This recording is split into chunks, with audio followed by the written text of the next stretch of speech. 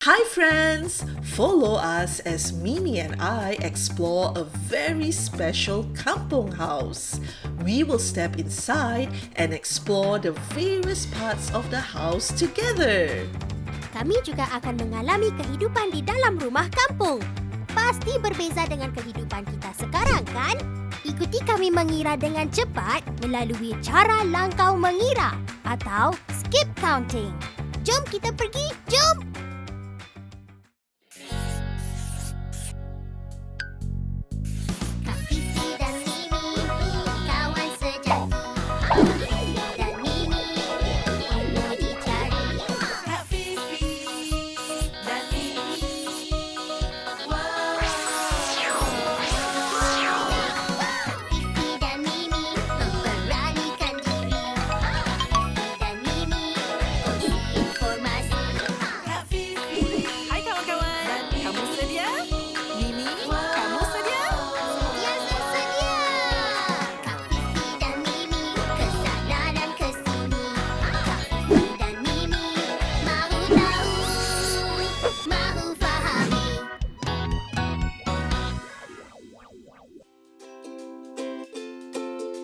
Kosa-kata bahasa Melayu yang digunakan di dalam modul ini mengikut silibus MOE Singapura untuk sekolah rendah.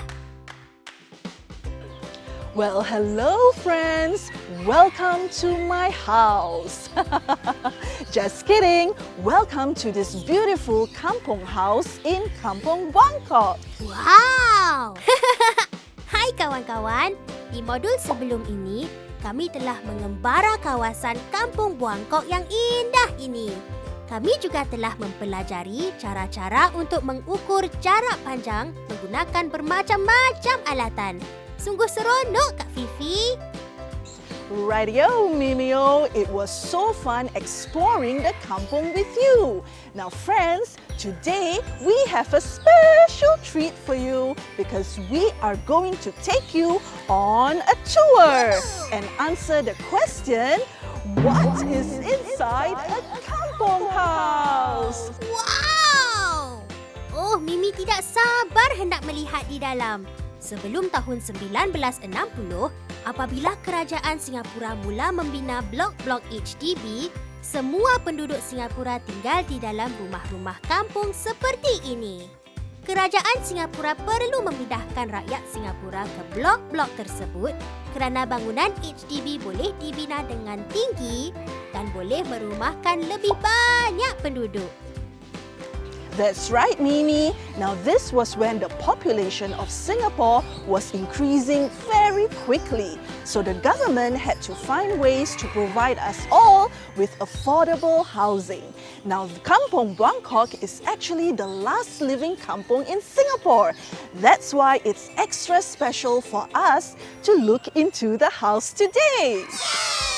Kawan-kawan, selalunya rumah kampung akan dipagari dengan pagar yang besar. Ini sama seperti pagar-pagar rumah kamu. Setelah memasuki pagar, rumah kampung selalunya ada halaman luar yang luas.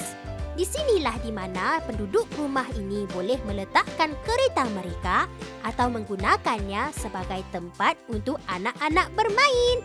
Sungguh luas halaman ini. Whee! There is so much space here, Mimi. Dan ada kala, rumah kampung juga mempunyai beranda atau ruang sembang di mana penduduk kampung boleh duduk dan bersembang bersama-sama.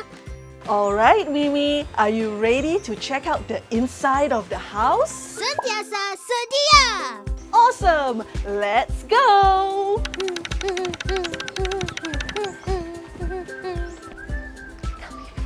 Wow, it's so beautiful in here, Mimi.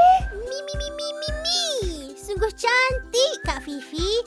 Lihat kawan-kawan, ruang ini digunakan sebagai ruang makan untuk keluarga yang tinggal di sini. Di sinilah tempat untuk mereka menjamu makanan bersama-sama. Meja berbentuk bulat seperti ini sering digunakan pada waktu dahulu. kerana ia membolehkan kesemua orang di meja ini melihat sesama sendiri dan berbual bersama-sama. Radio, Mimio. It helps to bring families closer together over a family meal. You know, Mimi, I just noticed those pillars near the ceiling.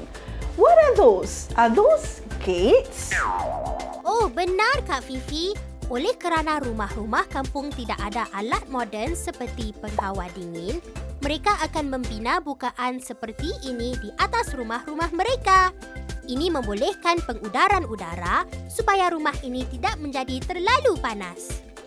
Oh, that's so creative, Mimi. Now, friends, a lot of the residents in this kampong house actually built their houses themselves. That's why they take so much pride in their homes and are always learning new ways to fix things around the house. All right, Mimi, are you ready to check out the rest of the house? Jom! Awesome! Let's go! Come on, Mimi. Penduduk. Ruang sembang. Ruang makan. Wow, this is so nice! Friends, now we are at the spacious living area where the residents of the kampong house will use it to talk, have a chat, and even play some games. Oh, Mimi, looks like our mission for today has just come in. It says here that our mission for today is to use this congkak board and count in tens all the way to 100. Mungkin kita boleh cuba langkau mengira atau skip counting. Skip counting? You mean skipping and counting? Tidak, Kak Fifi. Langkau mengira atau skip counting merujuk kepada cara mengira di mana kita melangkau atau skip sebahagian nombor-nombor dan beralih mengira dengan nombor yang lebih tinggi. Ini adalah kemahiran matematik yang amat berguna kerana ia membolehkan kita mengira dengan cepat. Good idea, Mimi. Now skip counting. Let's see. How about we put 10 marbles onto this congkak and use it to skip count in tens all the way to 100. Kawan-kawan, lihat papan gergasi ini.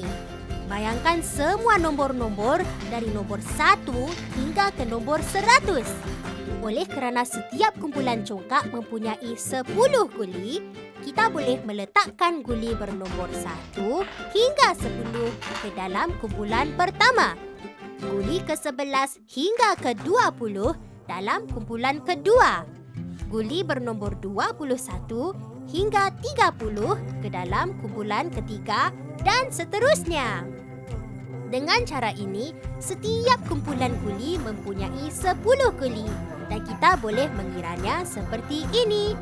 10, 20, 30, 40, 50, 60, 70, 80, 90 dan 100. Wow, now that's what I call fast counting, Mimi. Now friends, you can also practice your very own skip counting and you can choose any number or amount that you like. For example, you can skip count in 2s, 2, 4, 6, 8, or you can skip count in 3s, 3, 6, 9, 12. Any number that you like. You can also use our skip counting board that can be downloaded in your activity sheets for this module today. Oh, Mimi, looks like we have just completed our mission, which was to skip count in tens all the way to 100. Yay! Wow, friends! Guess where we are at now? Radio, Frenzio, we are in the kitchen. Nampaknya dapur di dalam rumah kampung ini ada banyak perkakas untuk masak. Kebanyakan rumah kampung dahulu menggunakan periuk arang. Arang-arang akan diletakkan di bahagian dalam periuk tanah liat dan akan dinyalakan dengan api. Kebanyakan rumah-rumah kampung tidak mempunyai dapur memasak elektrik. Jadi mereka menggunakan arang dan api untuk memasak. That's right, Mimi. We have come a long way from using charcoal to cook our food to what we have now, which are electrical stovetops. I just love how spacious this kitchen is. There's so much space to cook and prepare our food.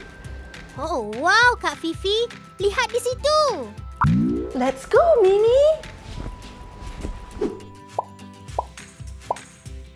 Langkau, dapur, masak. Oh, there's someone inside, Mimi. These are the bathrooms and the toilets for the kampong house. Wow! Bolehkah kamu bayangkan jika kita perlu mandi di bilik air di luar rumah? Friends, do you know that long time ago, our toilets and bathrooms are situated outside of the house. Sometimes we may even need to share it with our neighbours. This kampong house is a little modern because it does have a sewage system. Kemajuan begitulah yang membuatkan kehidupan di dalam rumah-rumah kampung ini lebih selesa. Bolehkah kamu bayangkan jika kita perlu mandi di bilik air di luar rumah?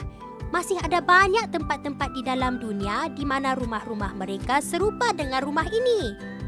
Wow, seronok sekali kita dapat bermain dan mengembara rumah kampung ini. Kami mahu mengucapkan ribuan terima kasih kepada tuan rumah dan ketua kampung, Madam Mei Hong yang sudi menjemput kami ke kampungnya. Indeed, Mimi. Now friends, you and your families can also come down and check out this kampung to experience kampung living for yourselves. It would also be nice if you bring a small token of appreciation for the residents that live here. I'm sure it will make them very happy. Kawan-kawan, imbas kod QR ini untuk mendapatkan aktiviti-aktiviti yang kamu boleh buat di rumah bersama ibu bapa seperti aktiviti langkau nombor, teka-teki ikatan nombor dan banyak lagi. Join us in our next module when we answer the question, what do you do when you go on a playdate? Kami akan mempelajari tata tertib yang sopan apabila mengunjungi rumah kawan kami dan juga akan bermain kereta lumba magnetik. Till we see you then. Bye-bye. Jumpa lagi.